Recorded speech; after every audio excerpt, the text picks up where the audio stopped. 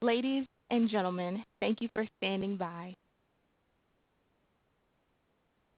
Welcome to the Target Corporation third quarter earnings release conference call. During the presentation, all participants will be in a listen-only mode. Afterwards, we will invite you to participate in a question-and-answer session. At the close of the prepared remarks, we will open the queue for the question-and-answer session. At that time, if you have a question, you will need to press star one on your telephone. As a reminder, this conference is being recorded Wednesday, November 18th, 2020. I would now like to turn the conference over to Mr. John Hulbert, Vice President, Investor Relations. Please go ahead, sir. Good morning, everyone, and thank you for joining us on our third quarter 2020 earnings conference call.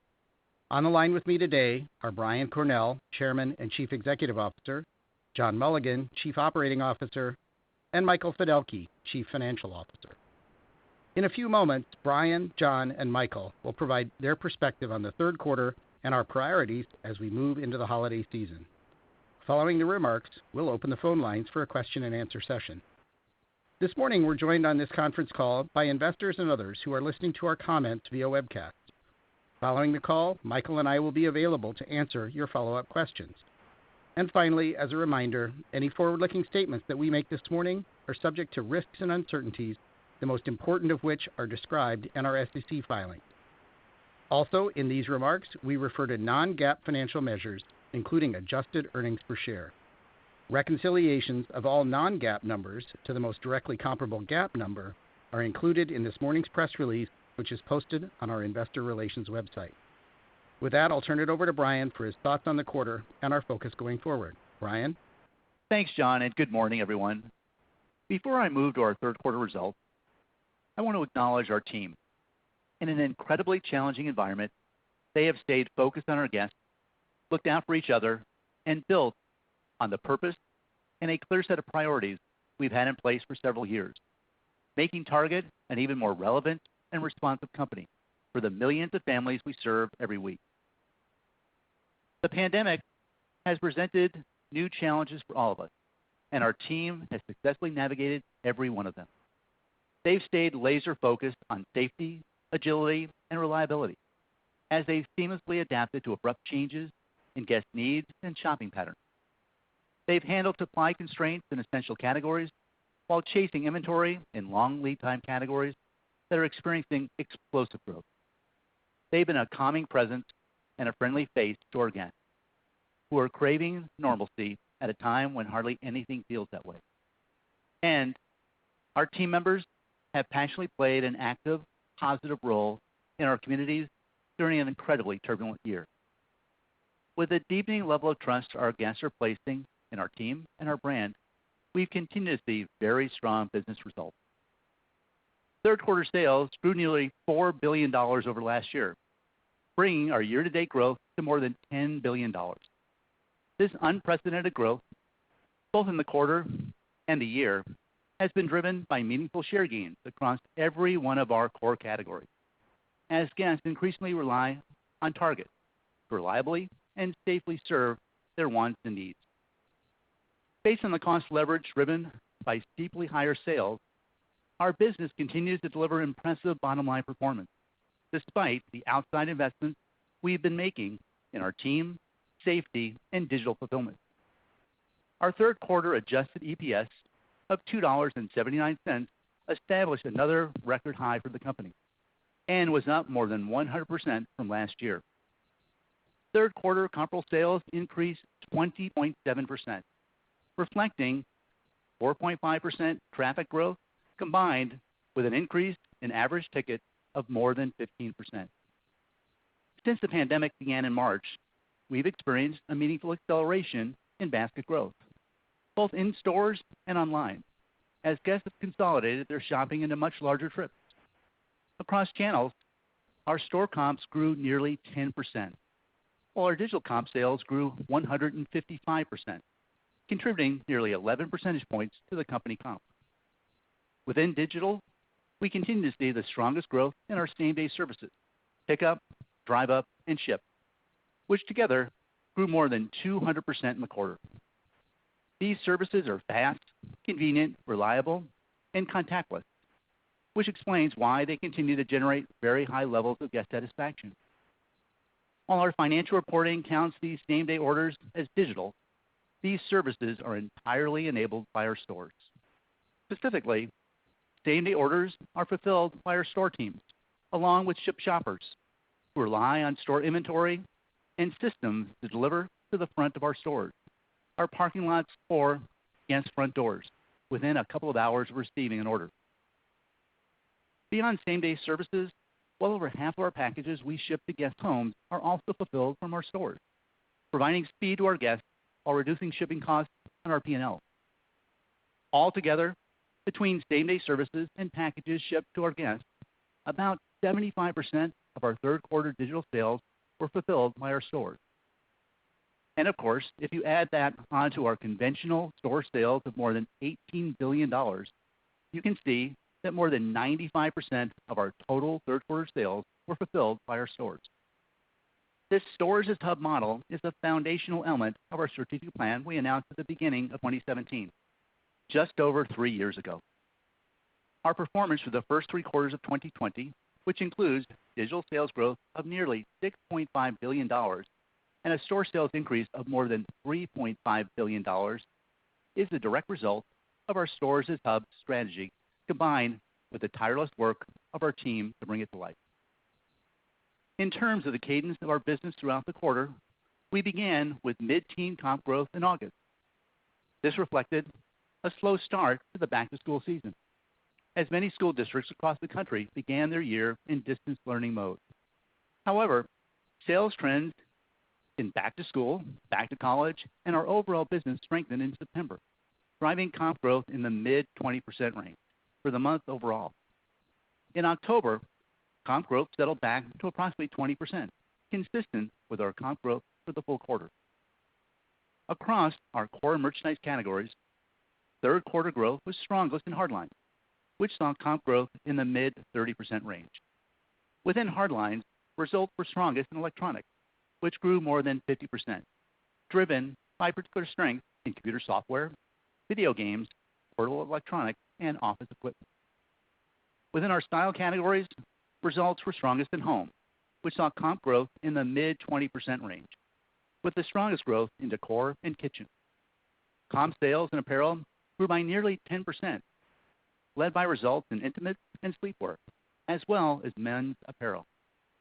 Consistent with the second quarter, both our essentials and beauty and food and beverage categories saw third quarter comp growth in the high teens.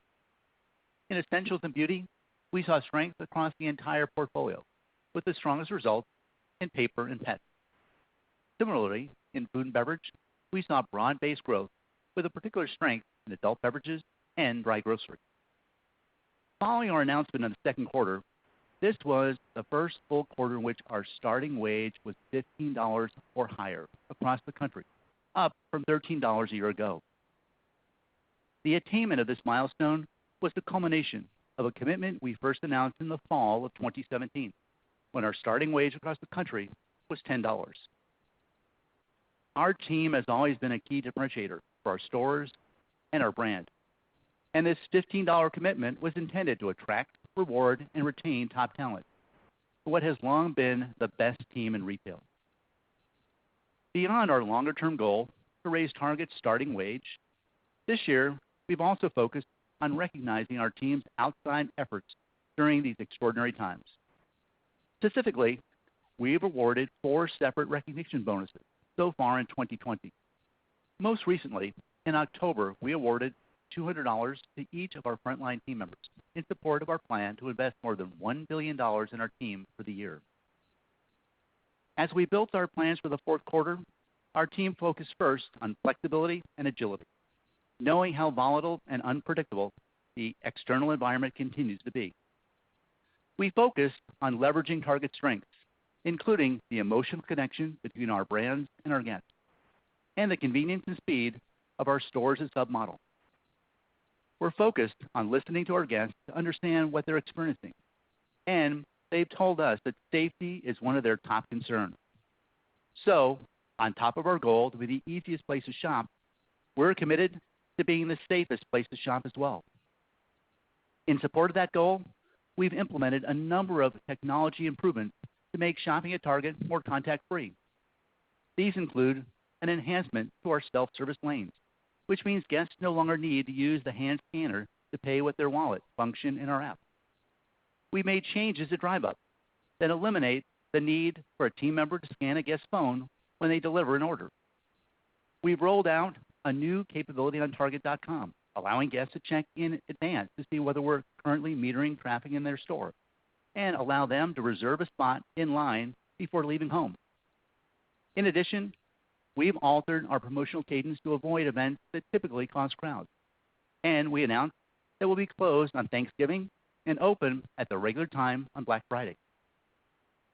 Rather than concentrating holiday deals around Thanksgiving and Black Friday, we've spread our Black Friday offers throughout the entire month of November, with weekly promotions spread across different categories throughout the month.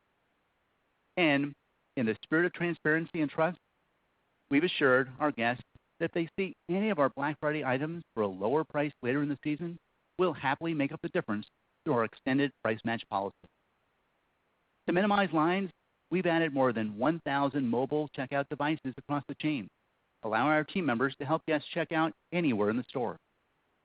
We've also added thousands of gift items eligible for same-day fulfillment, and we're entering the holiday season with more than double the number of drive-up parking spaces compared with a year ago. In addition, we've added fresh, refrigerated, and frozen items to our pickup and drive-up assortment in more than 1,600 locations across the country, making this the first holiday season in which guests from coast to coast can use these convenient services to pick up everything they need for a holiday meal. We're also continuing to expand the number of our merchandise categories available through our Ship service, most recently adding kids and adult apparel. This change provides a new contactless option for guests to shop these categories and have them delivered to their front doors in as little as an hour. While many things will be different this year, our guests have told us that they still plan to celebrate the holidays, and we know they'll be looking to Target for some holiday magic. That's why we're so excited about our recently announced partnership with FAO Schwarz. New for this holiday season, Target and FAO Schwarz have collaborated on an exclusive 70-piece toy collection, with many items priced under $20. This collection will be available at Target stores nationwide, on Target.com, and the flagship FAO Schwarz store in New York City. Beyond this unique collection, this holiday we've created our biggest ever list of top toys, including more than 600 exclusive items, which will feature at an incredible value all season long. In decor, we're focused on bringing Target's brand promise to life by offering value and quality, with hundreds of ornaments priced at $3, $5, and $10. On Target.com, more and more of our guests are shopping for decor using See It in Your Space technology, which makes our digital shopping experience more inspiring than ever. This feature allows guests to visualize what Christmas trees will look like in their homes as they prepare to decorate for the holidays. Guests who utilize this 3D rendering feature are 2 times more likely to purchase the tree compared with an average digital guest. In speaking with our guests, we know that finding the right gift can be a source of stress during the holidays. So this year, to make it easier than ever for our guests to share the joy, we've expanded our gifting assortment, including items for even the toughest individual on their list. With many items priced at $15 or less, we are offering incredible value, making it easier to celebrate the season with family and friends. And while the holiday season is top of mind right now, we shouldn't forget that the fourth quarter also includes a full month after the holiday. We're planning to kick off the new year on a positive note, with a focus on wellness and nutrition, new exclusives in beauty, and the introduction of seamless t-shirts, fleece, and performance bottoms to celebrate the 1-year anniversary of our new activewear brand, All in Motion. And speaking of beauty, we couldn't be more excited about our new long-term strategic partnership with Ulta Beauty, which we announced last week, because it embodies both style and frequency. The beauty category is ideally suited to our strategy, and it's been one of our strongest growing categories over the last few years. This new partnership will help us to build on that success, providing our guests access to dozens of new beauty brands nationwide with elevated service and presentation in select store locations. We plan to open the first 100 Ulta Beauty shop-in-shops later in 2021, with the potential to open hundreds more in years beyond. So now, before I close, I want to provide a brief update on our plans for Target's 2021 financial community meeting. While no one can accurately predict the future of the coronavirus and the impact of potential vaccines, we've decided to host this meeting virtually in 2021. We made this decision out of an abundance of caution, in keeping with our focus on the safety of our team and our investors. We look forward to hosting it again in person beginning in 2022. So now, as I get ready to turn the call over to John, I want to come back where I started and acknowledge our amazing team.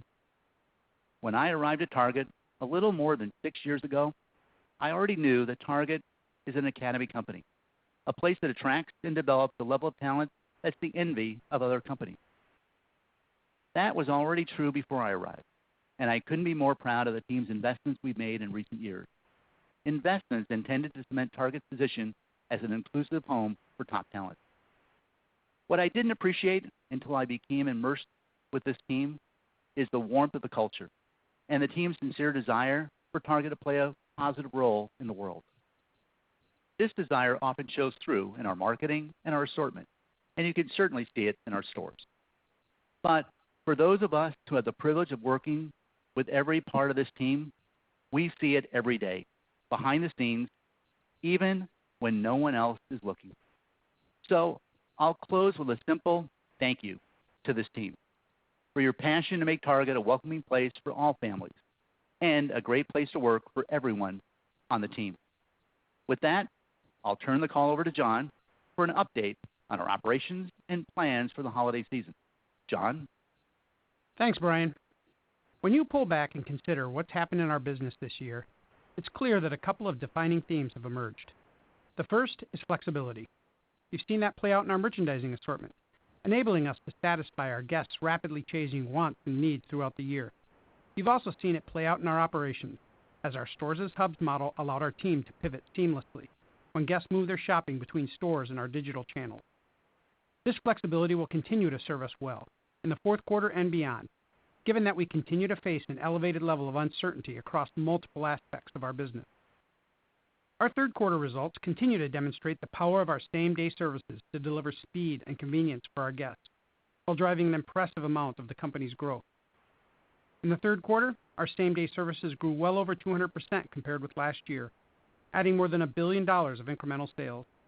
Nearly $700 million of this growth was from our drive-up service alone, which increased more than 500% compared with last year. Amazingly, this growth was not at the expense of in-store pickup, which increased more than 50%. And while Shipt remains the smallest of our same-day services, it continues to grow rapidly, as Target sales on Shipt increased nearly 280% in the quarter, accounting for more than $200 million of incremental sales.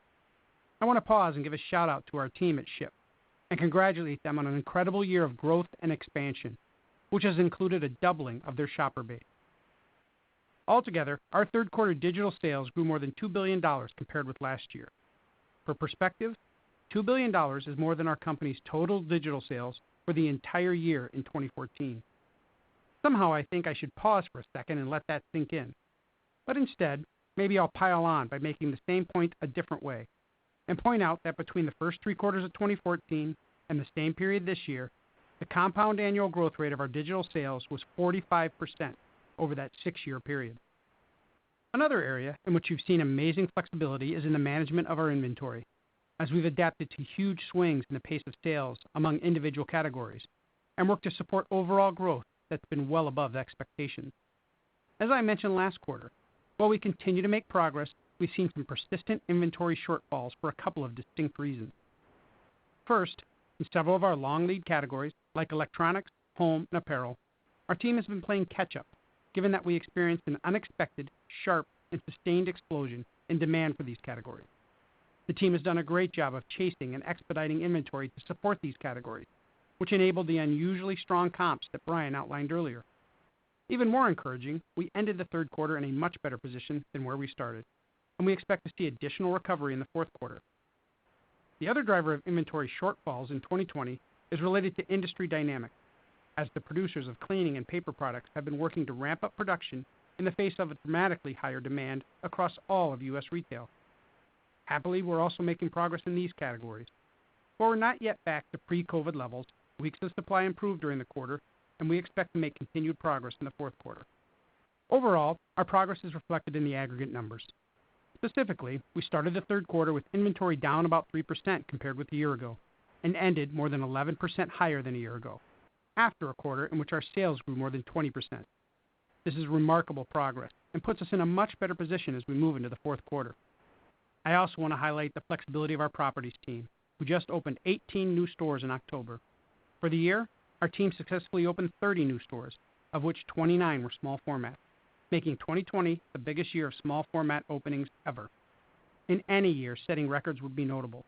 But in a year in which COVID caused us to delay our new store construction, it's been amazing to watch how quickly our team was able to restart such a large number of projects and successfully bring them to completion in advance of the holiday season. Beyond flexibility, another key theme this year is capacity, as we consider the physical resources we'll need to support our business over time. As Brian mentioned, we've already grown our sales by more than $10 billion through the first three quarters of 2020. And again, for context, that $10 billion of incremental sales is more than our total sales growth between 2011 and 2019, an 8-year period. You might well have wondered whether compressing 8 years of growth into less than a year was even possible. But clearly the capacity was there. And while capacity is a function of replenishment as well as fulfillment, the question we hear most often is whether we'll continue to have enough capacity for our digital fulfillment. And in that regard, the primary factor is our strategic decision to place our stores as the center of fulfillment. By relying on the same asset to fulfill both our conventional and digital sales, the key to fulfillment capacity is the store asset itself and the speed with which we can move inventory through it. You might refer to that as our ability to increase turnover, but sometimes you'll hear engineers like Michael and me refer to that metric as throughput. Just to sound smart. As we've said in the past, sales per foot is a useful proxy for throughput. So let's consider how that has progressed so far this year. As a baseline, for the full year in 2019, average sales per foot at Target were about $320. And so far this year, that metric has grown about 19% compared with last year. So, just as a thought exercise, if you assumed we were going to grow our sales productivity at that same pace for the full year, we'd end 2020 at about $380 per foot. Now I need to pause quickly and reinforce. I'm using a hypothetical 19% number. I'm not providing guidance for the quarter. I'm just giving us something to anchor on. So the critical question is, after growing sales per foot from the lower end of the $300 range into the upper 300s, do we have any more capacity in our stores? The answer is certainly yes. Last year in our second quarter call, I mentioned that our top quartile stores averaged well over $400 a foot back in 2018, and that number has grown to nearly $500 since then. If we can average nearly $500 a foot on nearly 500 of our most productive stores, I think it's clear we have capacity to grow the chain average well beyond where it is today. And that capacity would be there, even if we kept doing what we're doing today. But of course, we continue to find ways to improve throughput. And one of our newest options is to deploy sortation centers in markets where delivery density is high. To better assess this concept, we recently opened our first sortation center here in Minneapolis, which will allow our teams to test, learn, and assess its ultimate potential before determining whether to roll out the concept further. The business case for a sortation center is straightforward. By moving the sorting and staging process out of the stores, it frees up backroom space, enabling additional throughput. Stores can simply focus on packing the orders, which are then transferred multiple times per day to the sortation center, where they can be sorted and staged at a larger scale, driving per unit efficiencies and potentially reducing the number of split shipments. In addition, we can reduce per unit shipping costs by deploying technology from Grand Junction, which helps us to allocate packages across different providers, and applying recently acquired technology from Deliv to help us to optimize sortation and injection into those provider networks. But unit efficiencies are only part of the potential benefit. While these centers require some capital investment, they are designed to increase both throughput and capital efficiency of our existing network, which should reduce the need for us to invest capital in upstream fulfillment centers. Net-net, our expectation is that investing in sortation centers will be a more capital-efficient way to add capacity, and we'll be assessing that potential through the test. Before I move on from this topic, I should quickly acknowledge there are a number of other important considerations regarding capacity. Beyond overall capacity, within each store we need to ensure we have allocated appropriate space to fulfill both our conventional store sales and our entire suite of store-fulfilled digital sales. There are a number of ways we account for this in our plan. First, we continue to find ways to optimize space within our stores, including options to free up front-end space to accommodate growth in pickup and drive-up, and backroom space to accommodate peak demand for our ship-from-store capability.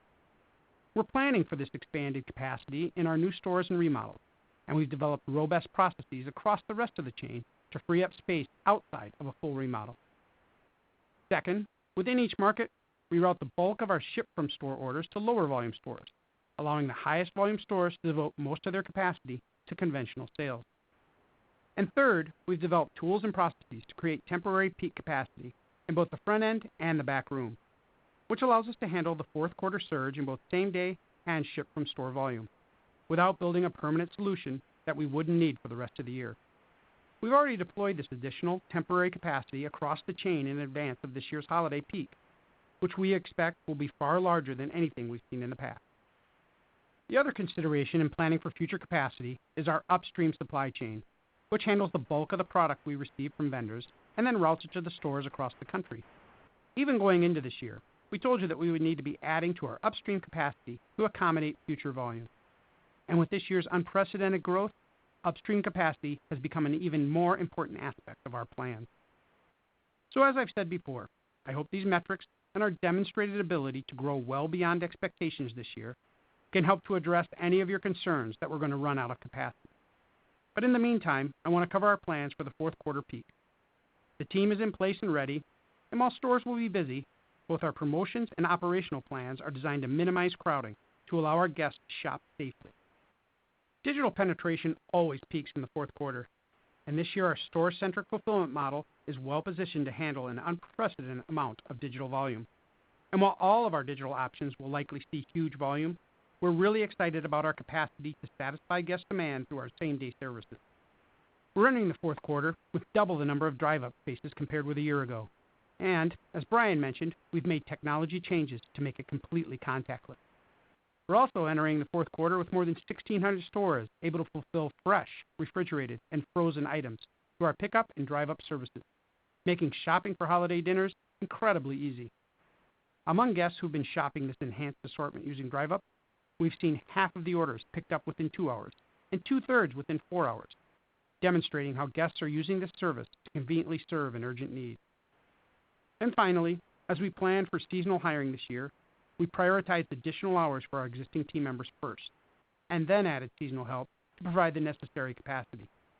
In training our teams to ensure we could accommodate peak digital fulfillment needs, we rolled out a plan to ensure that at least 50% of each store's team is cross-trained and able to support fulfillment this year.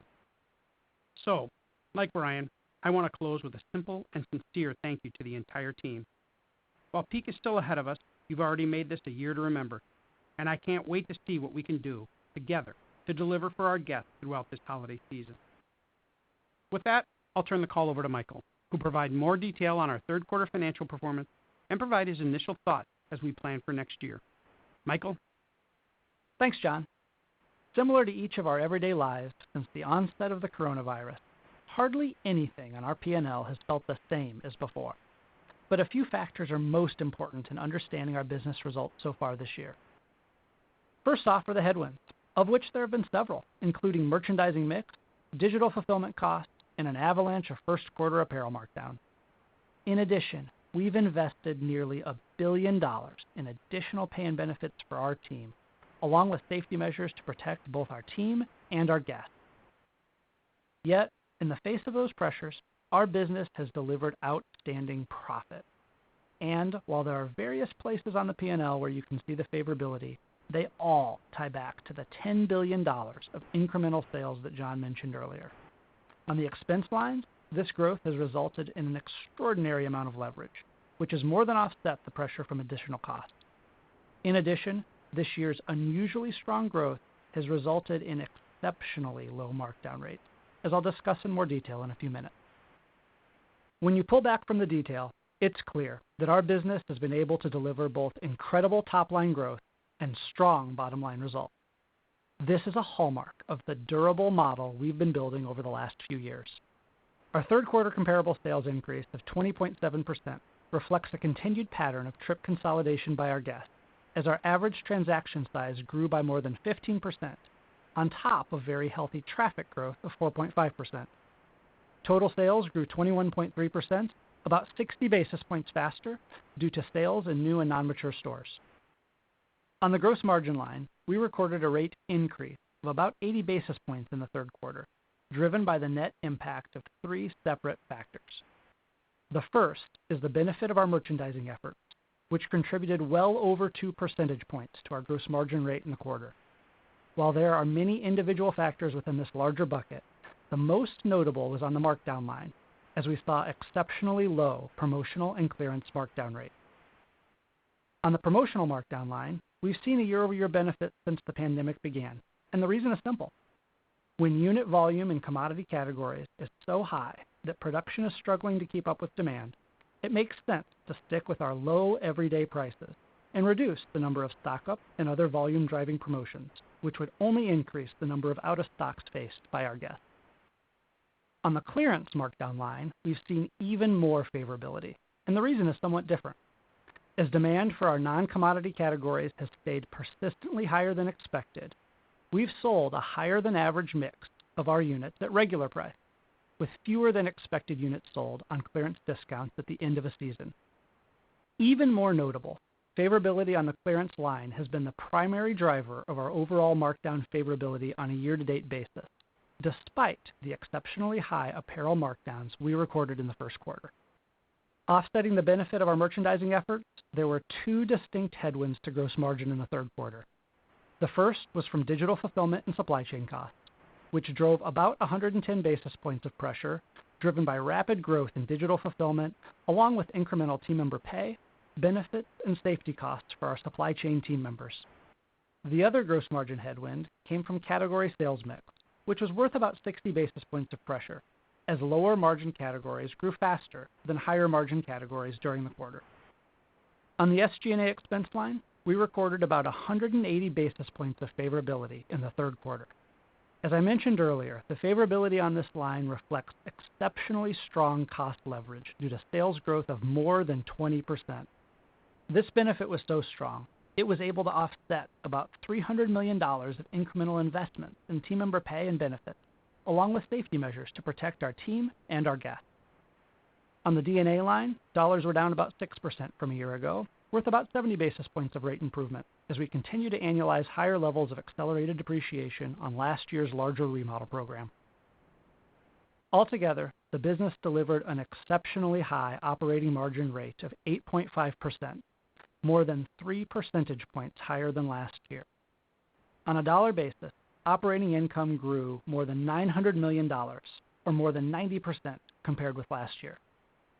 On the interest expense line, we recognized a $512 million loss on debt extinguishment related to a debt tender offer we executed in October. In light of our higher profitability, income taxes grew by about $90 million compared with last year. On the bottom line, despite the loss on debt extinguishment, which was equivalent to 75 cents of pressure, third quarter GAAP EPS from continuing operations established a new record high of $2.01, representing an increase of 46% compared with $1.37 last year. Adjusted EPS, which excluded the debt extinguishment loss and a couple of other small factors in both years, also established a new record high of $2.79, more than 100% higher than $1.36 last year. Our business continues to generate very strong cash flow. Specifically, through the first 3 quarters of the year, our operations have delivered just over $7 billion of cash, which is nearly $3 billion more than a year ago. Obviously, our profit performance is an important factor in this increase, but we also continue to benefit from unusually high payables leverage, which is running well over 100%. Consistent with my comments last quarter, and despite the inventory growth John mentioned earlier, we would have chosen to have less cash at the end of the quarter and more inventory if that option had been available. In light of the continued strength of our cash generation and resulting cash position on our balance sheet, our treasury team recently elected to take a couple of actions.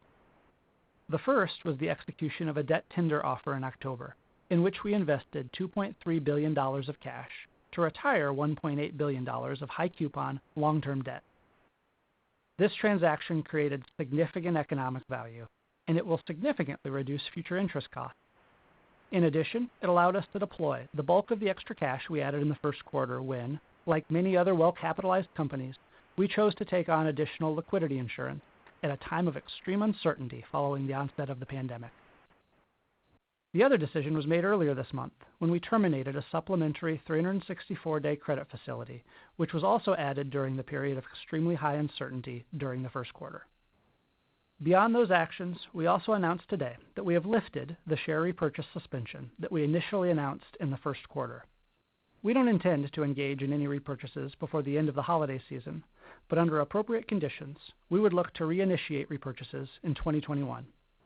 As a reminder, we currently have $4.5 billion of remaining capacity under the repurchase program approved by our board of directors in September of 2019. As always, the timing and quantity of repurchase activity will be governed by our decades-long capital deployment goals. We first look to fully invest in projects that meet our strategic and financial criteria. Second, we support our dividend and look to build on our nearly 50-year record of annual increases in our dividend per share. And finally, we deploy any excess cash beyond the first two uses to repurchase our shares within the limits of our middle A credit ratings. These capital priorities have served us well for decades and have played a critical role in supporting both strong operations and a strong balance sheet over time. In terms of capital deployment, we made capital investments of about $600 million in the third quarter, bringing our total for the year to just over $2 billion. We continue to expect full-year CapEx in the $2.5 billion to $3 billion range, below our original expectation of about $3.5 billion, driven primarily by the reduction in remodel activity following the onset of COVID-19. We paid dividends of $340 million in the third quarter, reflecting a 3% increase in the dividend per share, partially offset by a decline in share count. And, of course, we didn't repurchase any shares in the third quarter in light of the suspension I mentioned earlier. Turning now to our after-tax return on invested capital. Our business delivered an extraordinarily high 19.9% in the trailing 12 months through the third quarter, up nearly 5 percentage points from 15% a year ago. While our longer-term plans have focused on delivering higher after-tax ROIC over time, the acceleration over the last 2 quarters has been well beyond anything we would have expected. And given that our inventories have been consistently lower than we'd prefer, we gladly would have traded some cash for more inventory over the last 2 quarters, even though that would have driven this metric somewhat lower. So now, before I close, I want to comment a little bit about our outlook. While we stopped providing financial guidance back in the first quarter, I want to outline a number of important considerations as we move into the holiday season and the fourth quarter overall.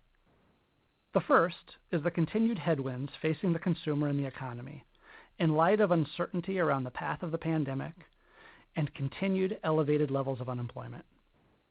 Offsetting this pressure, beginning with the onset of the pandemic, there has been a significant change in the mix of consumer spending, as a meaningful portion has shifted away from travel and multiple forms of out-of-home entertainment and into many of the categories we sell. We also continue to benefit from trip consolidation, as consumers have increasingly relied on our stores and digital services to satisfy a wide variety of their wants and needs in a single trip. Beyond these macro trends, there are a number of more specific considerations as we enter the holiday. The first is the expected change in the category mix of our fourth quarter business, as typically both our electronics and toy categories generate half their annual sales in the fourth quarter. Given that both of these categories have seen dramatically stronger sales since the pandemic began, it's more difficult than usual to predict how the pattern will play out in the fourth quarter. Similarly, the digital mix of our sales, an important factor in our overall profitability, typically reaches a seasonal peak in the fourth quarter. This year, it's difficult to predict how high our digital mix will become, given that we've already seen dramatically higher levels of digital penetration all year. So, the natural question is, Once you quantify all the potential headwinds and tailwinds you've just outlined, what's your fourth quarter forecast? Well, I think that's a great question. The reality is that none of us can accurately predict the future, as all of us are facing a much higher level of uncertainty compared with a normal year. That's the reason why we've suspended financial guidance. But that doesn't mean we can't affect the outcome. As I've mentioned before, we continue to prioritize flexibility as we plan our business and focus on agility in our operations. That way, when the unexpected happens, our team can respond quickly and effectively, as you've seen so far this year. Looking ahead to next year, the crystal ball doesn't get any clearer. Not only is it uncertain when the coronavirus will be fully behind us, it's also unclear how the consumer will behave in a post-COVID world. That creates uncertainty about the path of multiple categories as you consider how the mix of consumer spending will evolve and what the competitive landscape will look like.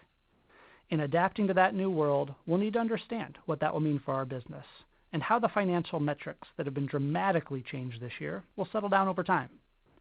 And today, while we can't answer these questions any more accurately than you can, it's clear that flexibility and agility will continue to be vitally important. So, while specific metrics will continue to be difficult to predict, we continue to have a high degree of confidence in our business and our ability to outperform. That's because, based on the hard work of our team over the last few years, we now have a business model that's demonstrated its ability to deliver market share growth and profitability across a range of environments that's been far wider than any of us would have expected. And importantly, in a time where virtually nothing has stayed consistent, the one reliable through line across weeks and product categories has been consistent share gains throughout the year. In addition, we've seen a massive increase in guest engagement this year as they ventured into new categories and services at Target. And, as I mentioned in our first quarter call, we've long known that engagement with guests at a time when their habits are changing is an incredibly important factor in deepening long-term loyalty. It's the reason we prioritize the back-to-college season when many consumers are moving away from home for the first time. It's also the reason we're there for young couples when they get married and when they have children, because our relationship with young families has long been a foundational aspect of our strategy. But most importantly, our team is a huge reason why we're confident in our future. We've long told you that we have the best team in retail, and this year's experience has demonstrated why we feel that way. Throughout the year, our team has stayed optimistic, they've taken care of each other, they've offered friendly service to our guests, and they've successfully overcome a host of unforeseen challenges. The longer I've been at Target, the more I've seen how our team is Target's secret sauce, and I want to express my sincere gratitude to all of them for everything they've accomplished so far this year. With that, I'll turn it back over to Brian for some final thoughts. Brian? Thank you. I want to reinforce Michael's commentary on our connection to families, which is so fundamental to our strategy. It's right at the center of our corporate purpose, to help all families discover the joy of everyday life. As we enter the holiday season, at the end of a truly remarkable year, we're humbled and gratified at the number of families who've turned to Target to help them stay connected this year. We've helped them to find everything they need for a birthday party, including the decor, the food, the presents, and a card. We've created registries for couples getting married and for parents excited to celebrate the birth of a new child. We've helped our guests to stay connected from a distance with a new mobile phone or tablet. And we've helped them enjoy the additional time they're spending at home, whether that was new decor, office equipment, toys, video games, or even activewear, now that it's become work appropriate in a world in which all meetings are virtual. Even though the holidays will be different this year, we know our guests still want to discover the joy and connect with those closest to them. So our team is focused on helping to make that happen while providing helpful and friendly service in a safe environment during the busiest time of the year. So with that, we'll move to Q&A. John, Michael, and I will be happy to take your questions. Thank you. We will now begin our question and answer session. If you would like to ask a question, please press star, then one, and record your name clearly when prompted. If you need to withdraw your question, you may do so by pressing star, then 2. One moment as we wait for our first question.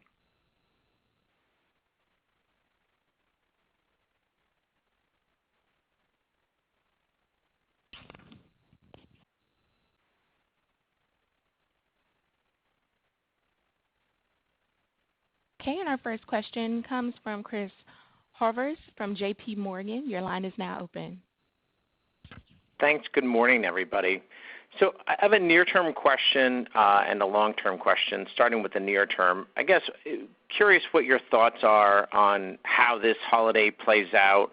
What's the mood of the consumers that you've seen as you head into holiday? You've had some events already that could probably test where you're seeing strength and where you're not seeing strength. So how are you thinking that? What's the outlook here for the holiday and the timing and so forth? Well, Chris, good morning. It's Brian. Why don't I start out, give everyone a sense for how we're viewing the holiday season. And we've spent a lot of time talking to guests throughout the year. And as it pertains to the holiday, they're clearly telling us that they want to celebrate this holiday season, but they know it's going to be very different. Smaller gatherings, those trips that we used to take will be postponed, but we certainly expect that the guest that we serve is going to look for ways to find that little bit of joy during the holiday season. They've reacted very positively to our new promotional plan to start early and actually make those deals available throughout the holiday season. We've heard very positive responses to closing on Thanksgiving and really minimizing those big traffic driving occasions that we've seen in the past. So we expect this to be a season that's going to be very different, unlike any other we've ever seen. But we expect that guests will decorate their home and there'll be gifts under the tree and they'll find special ways to celebrate the holiday season. And they'll turn to Target and our multi-category portfolio and our suite of fulfillment services as a way to make that happen. Understood. And then on the long term, so you've seen the likes of Levi's, Disney shop-in-shops, Ulta last week. Today, WWD has an article that Journelle is coming to Target. It's clear the level of fashion is on the rise at Target. There are plenty of well-known brands that sell into the likes of Penny's and Kohl's and Macy's that now seem like a natural fit from, Under Armour, Chaps, CK. Is this an active strategy that you are pursuing on the apparel side? What's been the dialogue there, and is there any pushback that you've heard from these types of brands? First, to be really clear, our focus will always be on curation and making sure we balance the right mix of our own brands and select national brand partners. And that'll be an approach we'll take for years to come. So we're very excited about some of our new partnerships and working now with Levi's, and next year in 2021, welcoming Ulta Beauty to our stores and to Target.com. But we'll always be curators and find the right mix for our guests between our own brands and iconic national brands. Understood. Have a great holiday. You too, Chris. Thank you. Thank you. And our next question comes from Stephanie Wissken from Jefferies. Your line is now open. Thank you. Good morning, everyone. I have a follow-up question to Chris's question just on brand expansion, but I'm curious if we can look through the lens of your guest profile. Any insights into new-to-file guests, where they might be coming from, and how those baskets may look relative to your historic average guest? Thank you. Stephanie, we've talked about the number of new guests that have turned to Target during the pandemic. And as John and Michael and I referred to in our opening comments, we're seeing a guest shop multiple categories, take advantage of our vast multi-category portfolio. Some days they're shopping our stores. Some days they're taking advantage of our same-day fulfillment services. And we expect that to continue. So the guests that are shopping our stores right now are taking advantage of the multiple categories that we sell. They're shopping in apparel and home. They're coming into hard lines and food and beverage. They're taking advantage of our beauty offerings as well as household essentials. And again, some days we see them taking advantage of the investments we've made to create a safe shopping experience in store. And other days they're taking advantage of the ease and convenience of our same-day fulfillment services. Thank you. Thank you. One moment for our next question. And our next question comes from Edward Kelly from Wells Fargo. Your line is now open. Hi, guys. Good morning. Your gross margin performance this quarter was excellent, obviously. But can you provide a bit more color just on the markdown situation? So, of the 200 basis points that you mentioned, was that all markdowns? How much of that was just less promos versus clearance? And then how do we think about Q4, as it relates to these line items? It's obviously, pretty hard for us to predict at this point. I'm sure for you as well, but any color there I think would be helpful. Sure, I can take that one. When you think about the drivers in Q3, the north of 200 basis points of good news from a bucket of levers within merchandising, the single biggest of those for certain was markdown efficiency. And we've seen continued efficiency on the promo markdown line throughout the year. And then clearance, and so much of that is a function of our sales, our higher than expected sales in some of the seasonal categories. And as you guys well know, a big part of our recipe for assortment in stores is bringing seasonal relevance and newness. And in Q3, we changed over a lot of the store heading into the fall, and we had sold through a greater degree of that assortment this year than we typically see, and that provided some real tailwind on the margin line in Q3. When it comes to Q4, I've long said Q4 is always its own animal. So we build Q4 bottom up with a clean sheet of paper, and that's the way we've done it this year, with admittedly a few more uncertainties in that equation than we might have typically. But we feel really good about, importantly, how our inventory is positioned heading into the holiday season, and we expect and feel good about our prospects for the quarter looking forward, and the strength of the multi-category assortment and the strength of our fulfillment options and the ease and convenience that we'll be able to bring the guests should bode well for the fourth quarter as well. Yeah, it's Brian. I'd only add and really recognize the great work our merchants teams have done throughout the pandemic and certainly in the third quarter, making sure that we quickly adjust assortment to make sure it's relevant for the guests in today's environment. And I think you'll expect to see that in the fourth quarter as well. But our merchants have worked very closely with our key vendor partners to make sure we're making the adjustments and we've got the relevant items in our stores and online that guests are looking for today. And that's certainly been a big part of our success throughout 2020. Great. Thanks, guys. Thank you. Thank you. As a reminder, if you would like to ask a question, please press star one. One moment as we wait for the next question. Thank you. And our next question comes from Edward Yruma from KeyBanc Capital Markets. Your line is now open. Hey, good morning, guys. Thanks for taking the question. You guys have been very successful at operating and opening stores in some of these more densely populated urban areas. I wonder if you could give us some sense of how they've performed, maybe as some folks have left these cities. And I guess the flip side of it, if real estate becomes more accessible, is this a strategy you could continue to lean into longer term? Thank you.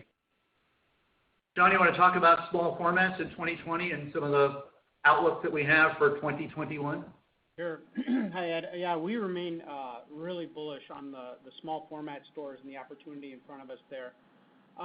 We have many different types of trade areas that we have opened small formats in over the years, and by and large, they are all performing well. There's a couple that I would say are probably not quite where we'd like to be given the year. One is college campuses.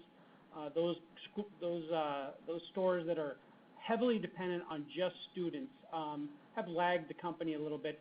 And the other one is really around employment centers, not really around dense urban neighborhoods. Dense urban neighborhoods have continued to perform very, very well.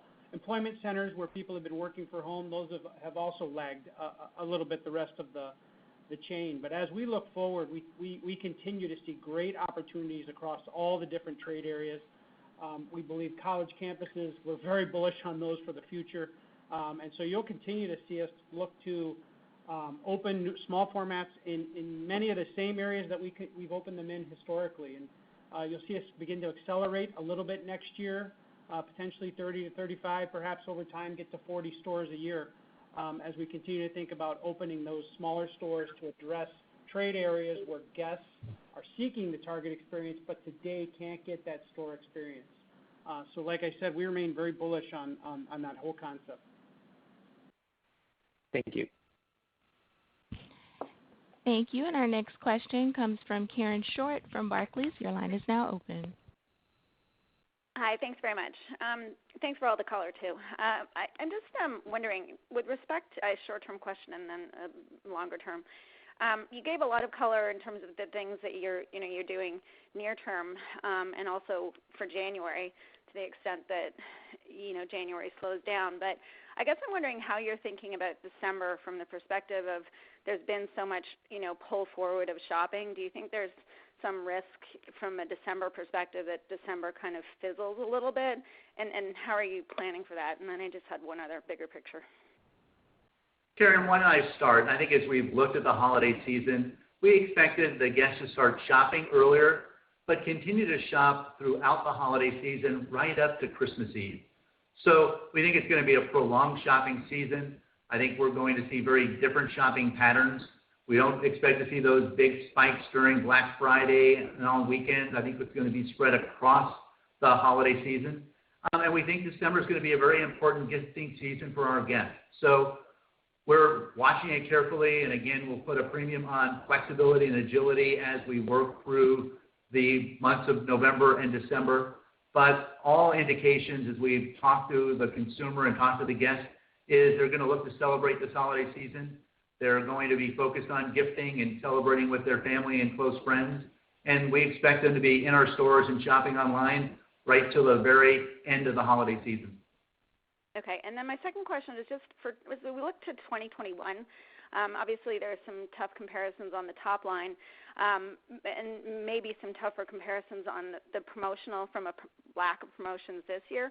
How are you thinking about the environment in 2021 as some retailers have to lap some of the tough comparisons, or is it a function of the fact that there are many retailers that really can't be promotional because they don't have the balance sheet and capability to do that?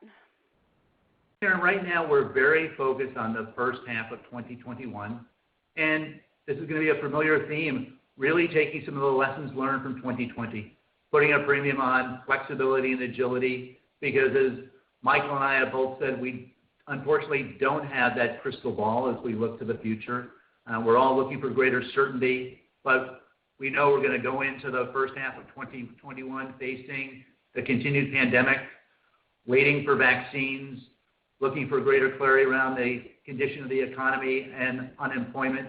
And I think we're going to just have to make sure that we remain flexible and provide the assortment and the services and the safety that the guest is looking for from Target. We certainly expect certain trends will continue. We think guests will continue to consolidate the number of locations where they shop. We think our multi-category portfolio will continue to be very important as we serve the needs of families. We think ease and convenience combined with safety will continue to be important, and will continue to deliver great value. So Michael talked about our continued focus on market share and the market share opportunities that are in front of us. And I think we'll be very focused on continuing to build off of the market share gains that we achieved in 2020 and further share opportunities in 2021. Great. Thank you. Thank you. Thank you. Thank you. And our next question comes from Paul Lejuez from CITI. Your line is now open. Hey guys, a couple quick ones. Just I'm curious if you can quantify the percent of your sales increase that's being driven by new customers versus existing customers. Curious about the store comp, if you can talk traffic versus ticket. And then Brian, you mentioned I think the top quartile of your stores are doing $500 a foot. Curious if you looked at that top quartile, let's say as of 2019 versus the bottom quartile. How are each of those performing this year in 2020? Thanks. Yeah. Why don't I start, and then I'll ask for both John and Michael to provide a perspective. But I'll start with the recognition that on an average week we see well over 30 million guests shopping our stores. And as you've seen in our third quarter results, we've seen traffic continue to grow at a rate of 4.5%. Basket expand over 15%.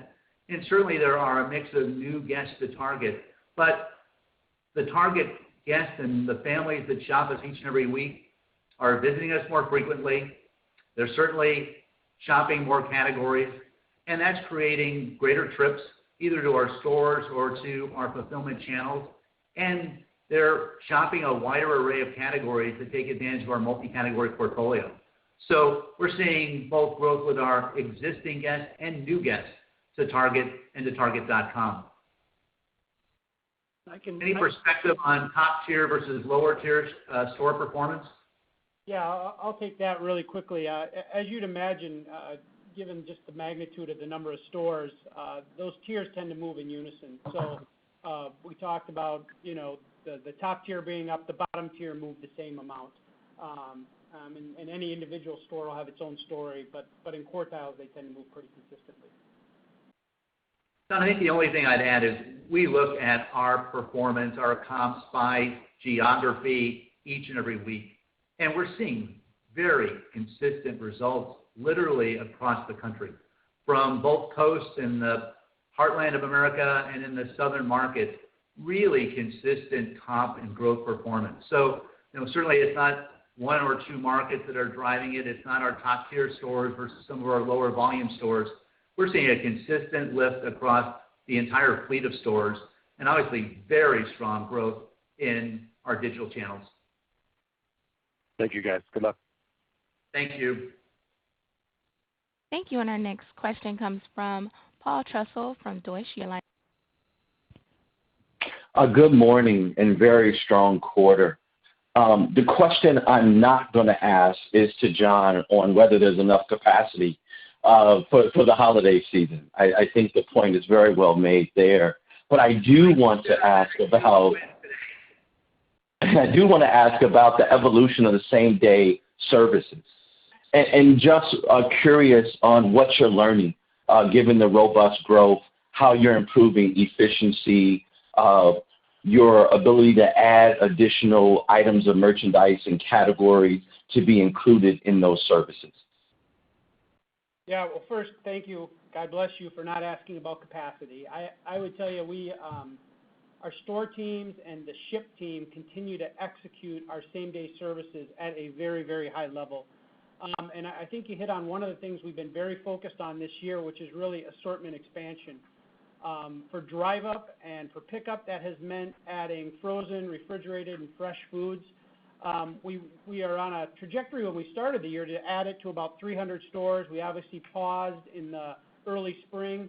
And then as things started to open up, really proud of the way our store teams responded and decided we could execute that across our properties team, supply chain, and stores to get that in close to 1,600 of our stores today. And so that's available, and that's been a huge win for our guests. We see the unit increases, the number of units in the basket increase as guests start shopping that. And it was the number one guest dissatisfier. If I can come and get diapers and a couple of other things, why can't I get a gallon of milk and some eggs? And so now we're able to fulfill that. Right along with that, in OPU and drive up, with order pickup and drive up, we've added adult beverage, another key category for us where, again, it just tops off the basket. So a real guest satisfier, and we'll continue to work to add other categories. At Shipt, the opportunity there was to get some more of our discretionary categories available for our guests as they use our same-day service. And so, as Brian mentioned earlier in the call, we added children's and adult apparel to that right here before the holiday. We think that'll do very well. So the teams continue to execute, continue to build efficiencies into what we're doing, but importantly, I think the most important thing is they continue to ask the guests what it is they want and what we can fulfill for them, and you'll see us continue to work toward that. And that will guide really how we continue to improve those services. Operator, I know we're running a little late. We've got time for perhaps one more quick question. Thank you. Our final question comes from Robbie Ohmes from Bank of America. Your line is now open. Oh, thanks for taking my question. And first, Brian and team, I just want to say congrats on the execution of your strategy. It's been plain remarkable. My question, I'm sorry, I'm going to ask two. Brian, you mentioned Shipt. I was wondering if you could give us a little more on Shipt and profitability and maybe growth outside of Target, maybe a little more color on what Shipt is becoming. And then the second, maybe a shorter question, just on Target Plus, your marketplace. Anything changing with your strategy there that you can share with us, given your momentum online? Thanks. John, you want to start with Shipt, and then we'll wrap up with Target Plus. Yeah, we continue to be really, really pleased with the performance of Shipt and the execution of the team. As we said, shipped at Target has grown 280% this quarter, $200 million of incremental sales. And it's a key part of what we're going to do here in the fourth quarter. We think you'll see us throughout the fourth quarter really lean into our same-day services, order pickup, drive up, and ship as our way to fulfill our guest needs, and Shipt will be a big part of that. I think beyond that, Shipt continues to experience very strong growth. They continue to add retailers. There are over 100 national and regional retailers. They added Bed Bath & Beyond this quarter in addition to a few others. They've doubled the number of shoppers since the spring and are planning to add another 100,000 shoppers here for the fourth quarter. So we continue to see really strong growth, and we're very pleased with Shipt's performance overall. And Robbie, on Target Plus, our approach continues to be the same. We're very selectively curating some vendor partners. I think we're up to about 175 right now. We probably have now close to 400,000 SKUs available through Target Plus. But we'll continue to make sure we curate very carefully and complement our store and online assortment. So with that, I do want to thank everyone for joining us today. I wish everyone a safe and happy holiday season. We look forward to the day when we can all be back together in person. But thanks for joining us. Thanks for your support, and have a safe and happy holiday season.